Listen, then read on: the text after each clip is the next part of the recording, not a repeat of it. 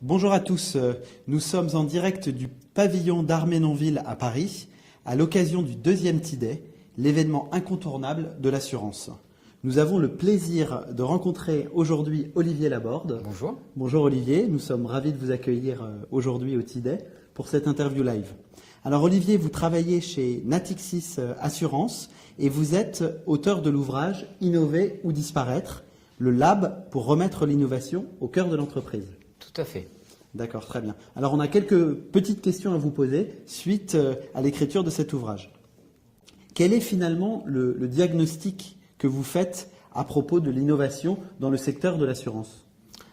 Tout d'abord, je pense qu'on vit une période absolument exaltante et enthousiaste, puisque il se passe énormément de choses. Alors bien sûr, on peut voir un côté du miroir un peu négatif avec les GAFA, les licornes, l'émergence de technologies, mais on peut y voir aussi beaucoup d'opportunités, justement avec ces technologies, en parlant de maisons connectées, de santé connectée, de voitures connectées, et donc c'est tout autant d'opportunités pour un assureur pour innover. Et d'autre part, je perçois également de la part des compagnies d'assurance une volonté d'innover, ou en tout cas d'expérimenter par la démultiplication des POC. Et ça, je trouve ça très, très positif pour le secteur. D'accord, très bien. Alors par rapport à cette innovation, vous avez développé une méthode, un mantra, si je puis dire, que vous avez baptisé la méthode LISH. Est-ce que vous pouvez nous décrire concrètement cette méthode, comment ça fonctionne ? Oui, alors, en fait, je propose une méthodologie et je trouve que beaucoup de grands groupes et des petits et des moyens clament il faut innover, il faut innover, il faut innover. Je me suis attardé et focalisé sur comment innover. Et donc je propose une méthode que j'appelle LISH, qui repose sur 4 piliers. Alors effectivement, le pilier L, parce que je pense qu'il faut mettre en place ce qu'on appelle un lab, c'est-à-dire un cadre qui permet d'expérimenter de nouveaux concepts, de nouvelles choses en rupture. Le I pour l'idéation, parce qu'il faut de la créativité, des idées. Et puis, justement, dans ce pan-là, en termes d'idées, c'est aussi s'ouvrir à l'extérieur, puisque le temps où les entreprises innovaient toutes seules est un peu révolu. Et donc, il faut s'ouvrir. Et donc, c'est aussi l'open innovation, l'innovation ouverte et collaborative, avec des startups, avec des incubateurs, avec également des partenaires comme des écoles, des partenaires technologiques, des pôles de compétitivité. Le S, c'est pour start-up, puisque plutôt que d'en avoir peur, de se faire ubériser, c'est aussi pourquoi pas s'en inspirer. Et finalement, les start-up ont des méthodologies de travail pour lesquelles les grandes entreprises feraient bien de s'en inspirer, comme ce qu'on appelle le Lean Startup, le Test and Learn. Alors, effectivement, également, pourquoi pas aller assez rapidement auprès des clients pour tester, plutôt que de faire des études et de se lancer dans des tunnels parfois très coûteux pour les entreprises, alors qu'on est dans un monde où la seule constante c'est le changement et où il est difficile de prévoir l'avenir. Et donc je pense qu'innover en expérimentant, en maîtrisant les coûts, avec de l'innovation frugale, nous permettra aux compagnies d'assurance d'innover. Enfin le H pour humain. Parce que finalement, sans l'humain, je pense qu'on ne peut pas faire grand-chose, que derrière cette transformation digitale, c'est d'abord une transformation culturelle qui change les codes, et il va falloir que les grandes entreprises engagent l'ensemble de leurs salariés. Ils sont parfois aujourd'hui dans des postures ou dans des climats de défiance, de désengagement, qui s'expliquent par des réorganisations nombreuses, par des fusions, des acquisitions. Et il faut les faire basculer dans de l'engagement, dans des postures d'ouverture et de prise d'initiative. Et là, il faut que notamment le top management soit exemplaire pour montrer que le tâtonnement, les essais, mais également l'erreur ne sont pas sanctionnés, mais sont mis en avant parce que c'est important pour justement se battre dans cette nouvelle économie, être en compétition avec des nouveaux acteurs, de parfois adopter leur code pour être complètement compétitif avec eux. Très bien, très bien. Donc l'humain, évidemment, au cœur de tout. Exactement. Il faut être en mesure de, comme on dit, déverrouiller les chakras pour que les gens puissent adhérer à tout ça. Donc le lab pourrait être, vous parliez d'une devise dans votre ouvrage, oser, explorer, expérimenter les services de demain. Comment ça fonctionne concrètement? C'est encore une feuille de route et des conseils, mais qui viennent de situations que vous avez vécues? C'est une devise. Là encore, je pars du principe que il va y avoir des exclamations ou des déclamations, on va dire tout le monde peut innover, l'innovation c'est partout, c'est tout le monde. Après, concrètement, il faut bien montrer comment ça se passe. Aujourd'hui, concrètement, dans une grande entreprise, même si on veut innover, on tombe assez régulièrement sur des méthodologies de grands projets.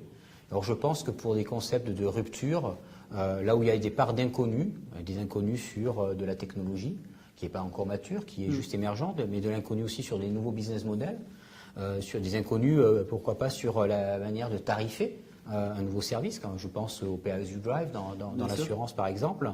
Et bien à ce moment-là, les méthodologies industrielles de gestion de projet classiques sont à mon sens inadéquates, voire obsolètes. Et donc il faut imaginer de l'innovation par l'expérimentation, c'est-à-dire en allant au plus vite montrer des concepts aux clients, puisque des enquêtes clients sur des concepts de rupture sont pas forcément les plus appropriés, alors que faire réagir sur des concepts via des maquettes, via ce qu'on appelle des minimum viable products, c'est certainement la meilleure moyen. Et donc je prône le fait par le lab et par cette devise, le fait de poser un cadre qui permettra finalement une innovation qui est d'abord une idée. Une idée, elle est d'abord assez originale et peut-être un petit peu déviante. Or, dans une grande entreprise, tout ce qui est déviant est plutôt tué dans l'œuf, parce qu'on a besoin de processus, et c'est légitime, et d'excellence opérationnelle. À ce moment-là, le lab, qui est aussi un bras armé pour appréhender et accélérer l'innovation, c'est aussi un cadre protecteur pour oser expérimenter les services de demain, en sachant que si on le fait de manière frugale et en mode start-up, on ne prend pas tant de risques que ça, et en tout cas on ne met pas en danger le cœur de son business. D'accord, très bien. Et donc, avec ce lab, vous qui êtes à l'avant-garde des tendances, alors sans être Madame Irma, quels sont vos points de vue pour le futur? Est-ce que vous avez des convictions, vous en avez certainement, des points de vue qui vous paraissent nécessaires et sûrs, ou vraiment juste des tendances? Comment vous voyez les choses pour le futur? Si je prends les tendances, déjà, il y en a quand même de très nombreuses. Si on parle déjà, et c'est un peu presque obsolète, de mobile first et de mobile only, on parle d'omnicanal, mais on va parler aussi d'expérience client. Voilà aussi, c'est un concept. Qu'est-ce qu'on met derrière l'expérience client? C'est tout un challenge pour les entreprises de traduire ce que c'est l'expérience client et de la mettre en œuvre dans l'ensemble de l'entreprise. Mais ce n'est pas que ça. Dans les tendances, vous avez l'Internet des objets, la IoT, vous avez la démultiplication des données, vous avez de la blockchain. Celle sur laquelle je pense qu'il va être un vrai levier de transformation, ça va être l'intelligence artificielle. La blockchain, je pense que ça va être quelque chose, en tout cas, qui sera très important et structurant, mais peut-être pas très visible. Ce sera peut-être du domaine un petit peu comme l'IP pour l'Internet, du domaine de l'infrastructure, mais qui aura des services qu'on n'appellera pas blockchain, mais qui se développera sur la blockchain. Alors que l'intelligence artificielle, avec les chatbots, avec le machine learning, avec l'intelligence pour traiter un certain nombre de process aujourd'hui à faible valeur ajoutée, va se transformer l'entreprise. Après, dans les tendances, on voit bien qu'il y a deux choses en supplémentaire. Il y a déjà la posture de l'assureur qui va changer. Aujourd'hui, il gère des sinistres. Demain, il a très peu de contacts. Demain, avec les objets connectés notamment, et puis ce que je disais, la maison connectée, la voiture connectée, la santé connectée, il y a une occasion de démultiplier les points de contact et donc de changer de posture, d'aller vers une posture de conseil et une posture de prévention. Donc il va falloir imaginer déjà être légitime aux yeux de nous assurer, puisqu'on ne sera pas les seuls à vouloir y aller, mais également imaginer de nouveaux services. Après, je pense qu'il y aura des choses qui vont radicalement changer. On le voit déjà des acteurs qui, par exemple, ont peut-être 60% de leur chiffre d'affaires qui sont sur l'auto. Typiquement, je pense qu'il va falloir imaginer un remplacement de ce chiffre d'affaires, puisque quand on parle de voitures connectées, c'est une chose, mais on commence à parler aussi de voitures autonomes. Tout à fait. Et à ce moment-là, si on le prend brut comme ça veut dire 60% de chiffre d'affaires en moins. Tout à fait. Donc il va falloir réinventer également son entreprise et pourquoi pas se diversifier au-delà du simple service, parce que les simples services n'arriveront peut-être pas à remplacer 60% du chiffre d'affaires. Alors justement, pour terminer, une dernière petite question. Par rapport au TIDEI, quelles sont vos attentes du TIDEI? Est-ce que vous Vous avez des conférences qui, en particulier, ont attiré votre attention, des choses que vous avez déjà vues pour mettre un peu de l'eau à votre moulin, comme on dit?